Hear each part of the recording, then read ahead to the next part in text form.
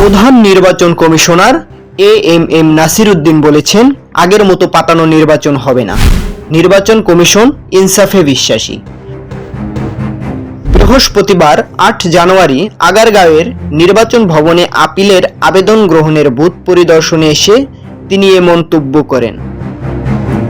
CC বলেন, আগের মতো এবার আর কোনো পাতানো নির্বাচন হবে না।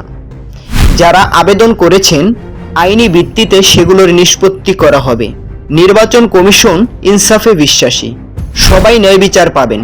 পাশাপাশি লেভেল প্লেয়িং ফিল্ড নিশ্চিত করবে কমিশন। ত্রয়োদশ জাতীয় সংসদ নির্বাচনে মনোনয়নপত্র বাছাইয়ে রিটার্নিং কর্মকর্তাদের দেওয়া সিদ্ধান্তের বিরুদ্ধে আপিল আবেদন গ্রহণ করছে নির্বাচন কমিশন ইসি। চতুর্থ দিনের মতো চলছে আবেদন গ্রহণ। গত 3 দিনে 295টি আবেদন জমা পড়েছে। ইসি ঘোষিত তফসিল অনুযায়ী রিটার্নিং কর্মকর্তারা সিদ্ধান্তের বিরুদ্ধে আপিল দায়ের 5 জানুয়ারি থেকে 9 জানুয়ারি। আপিল নিষ্পত্তি হবে 10 থেকে 18 জানুয়ারি পর্যন্ত। প্রার্থিতা প্রত্যাহারের শেষ তারিখ 20 জানুয়ারি। রিটার্নিং কর্মকর্তা চূড়ান্ত প্রার্থী তালিকা প্রকাশ করে প্রতীক বরাদ্দ করবেন 21 জানুয়ারি। নির্বাচনী প্রচারণা শুরু হবে 22 জানুয়ারি।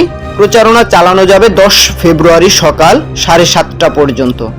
আর ভোট গ্রহণ হবে 12 ফেব্রুয়ারি।